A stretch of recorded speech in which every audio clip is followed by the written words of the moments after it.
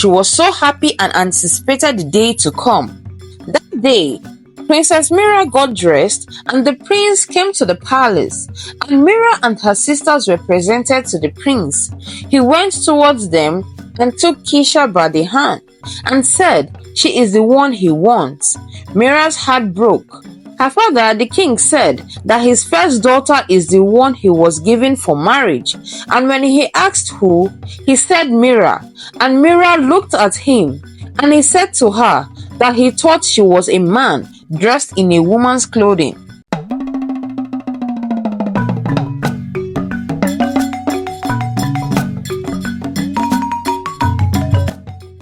Once upon a time, in an African kingdom, there lived a group of people who held the beauty of a person in high esteem based on their characters and features. They were ruled by a king named Zumba, who had a beautiful wife, Amira. They were blessed with 3 daughters. The eldest child, Mira, was a very beautiful and also very different from her other 2 sisters, as she was bald.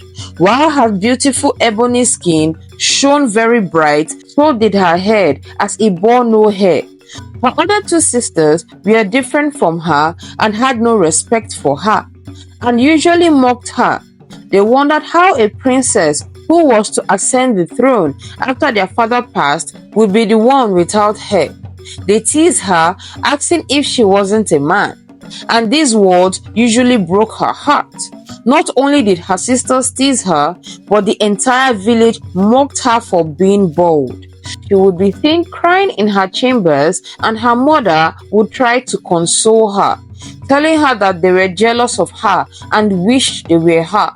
She honestly wanted to believe her mom, but could not. She shied away from a lot of activities. She did not want to go out and did not mingle with anyone because all eyes would always be on her. Despite all this, her father ensured she was groomed to be a proper queen because she was the one to take over the throne after his demise. The king, even though his daughter wasn't as beautiful as everyone expected, as she had no hair on her head, loved and adored her. Whenever they discussed, she would give wonderful input, and with this, her father was sure that his kingdom would be ruled properly. However, her sisters were troublemakers and only cared about themselves. They often mocked their sister over her looks and derived joy in seeing her unhappy. The sisters would be seen trying to convince their father that the best person to rule the kingdom was between them, and assured their father they would do their best to ensure the kingdom ran smoothly, but he wasn't interested in their offer. He only cared about Mira ruling the kingdom properly. Mira found it very hard addressing her people, as most people did not have respect for her, nor did they follow her instructions. Most times, it took the king's intervention for them to listen to her. She would ask her father how long it would take before she gets the respect she deserves from her people. Her father told her that by looking beyond your looks and commanding respect when you speak, and above all, making use of your wisdom, you will command the utmost respect. Mira decided that she would not tolerate any insult given to her and would ensure she put an end to it. She went around the kingdom one day, and she caught someone trying to mock her by calling her a bald princess, and she signaled her guards, who grabbed the man, and they went back to the palace. She instructed them to whip him, and they did just that, and she warned him to let the others know that she is not the timid princess anymore. Anyone caught slandering her would receive her full wrath, and she left for her chambers after she instructed they release him. She was in her room thinking about what just happened, and she said she isn't like that and did not like how she felt, as this wasn't the right way to get respect of people, as it will instill fear in them. Just then, her father walked in on her, telling her he heard what just happened. She told her father that she did not mean to do that she got fed up with the insult and wanted it to stop. Her father told her that he understands her well, but told her to make use of her wisdom in anything she did and not instill fear in the people who put lots of trust in her. Mira sent her guards to find the man who she whipped the other day, and she openly apologized to him. He said he should be the one apologizing, that he has no right to say what he said to her, that it won't happen again, and left the palace. But before he left, word had already gone out about what the princess did to the young man, so no one wanted to be the next victim, and all avoided her. Her sisters, Kesiana and Mediva, made jest of her and said, "What a wonderful way to get respect from your people. Just give up the seat. Let one of us who is worthy rule." She would say nothing to them and leave their presence. The king one day informed Mira that the prince of Kala kingdom would be coming to ask for her hand in marriage, and she smiled with hope that maybe all this shame and ridicule would come to an end once she gets married. She was so happy and anticipated the day to come.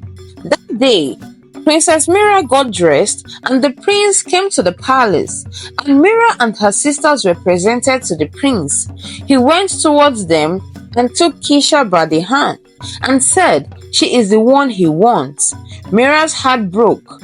Her father, the king, said that his first daughter is the one he was given for marriage, and when he asked who, he said Mira, and Mira looked at him, and he said to her that he thought she was a man dressed in a woman's clothing. "My bad, how are you?" Her sisters let out a giggle, and she replied saying she was okay. And he said that she hoped she understood, but he can't marry her as he did not have any interest in her, and she ran to her bedroom. Her mother followed after her and consoled her daughter in her chambers. The king, though very disappointed, accepted and gave his daughter, Kesha, to the prince, and they picked a day for the ceremony. The two sisters could be seen happily getting ready for Kesha's wedding.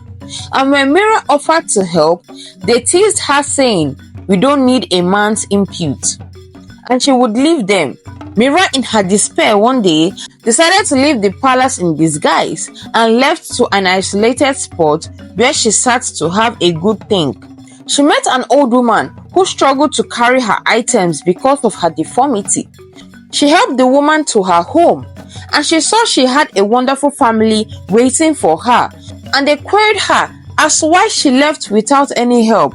She asked the old lady how come she was able to get married and have wonderful kids, and she told her that once you learn to look beyond what you call a disability and work towards what truly makes you happy, then love will come, and when it does, you will know, and never look down on yourself. She was so happy as she needed this talk and left for the palace, cheerful.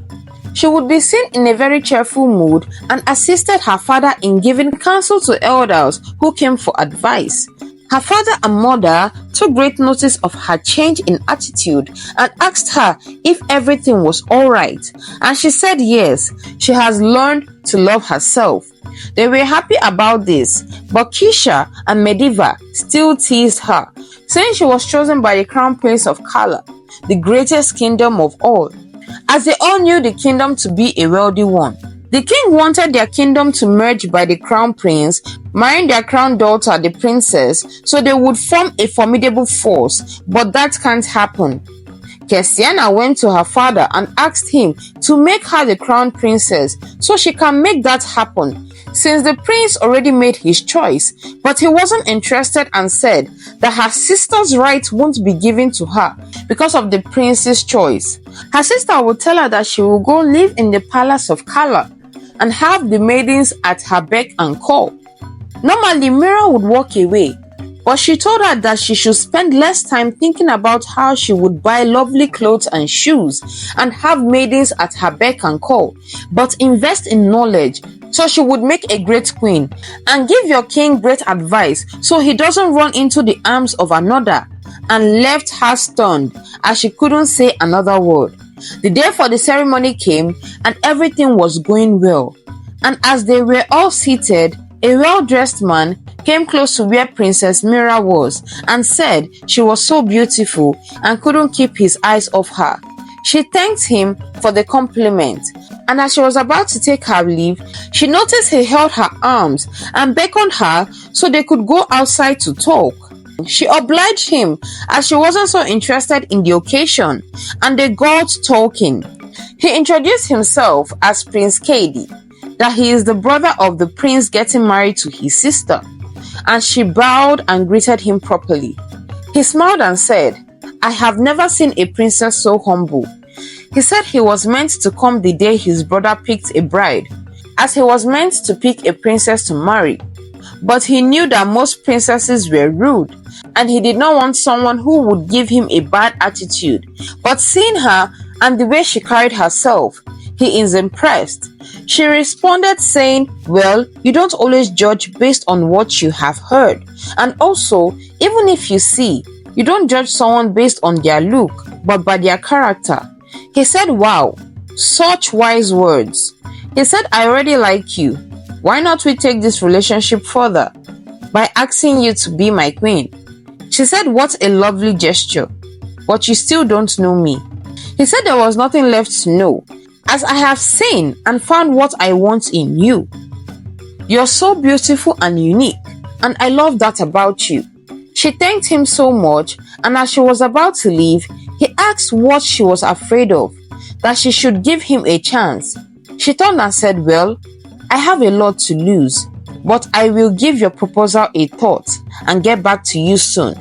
For days, Mira thought of the prince's proposal and decided she would go ahead and marry him.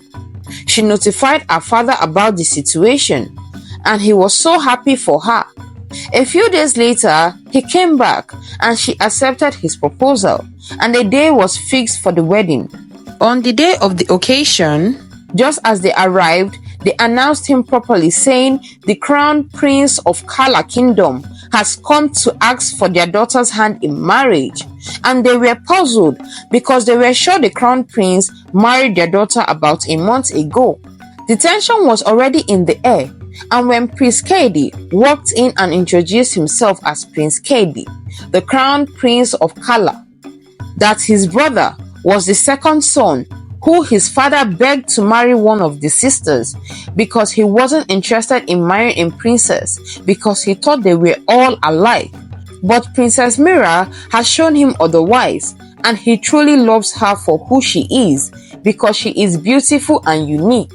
Mira's father, the king, was so happy as his plans all along had fallen into place, and both kingdoms will form a formidable force. Mira got married to the prince, and they both became the king and queen and ruled well. Her sister, on the other hand, her husband, soon got bored of her and was about to get a second wife. It took both her sister's plea and the crown prince to get him to change his mind. Both sisters begged her sister to help them with advice on things, and she taught them a lot. Mira and her husband ruled both kingdoms in peace and unity, and her tales were passed down for many generations to learn. The end. Some of the lessons to be learned from these stories are that a person should not be judged based on what they look like, but what is in their heart. Learn to use wisdom in anything you do. Do not talk down or look down on anyone. Don't let anyone make you feel less of yourself because of your look. Know that you are unique. Thank you so much for watching till the end. Please click on the subscribe button to support us. Turn on the post notification to get notified when I upload a new story. Like, share, and comment your thoughts. Till then, bye.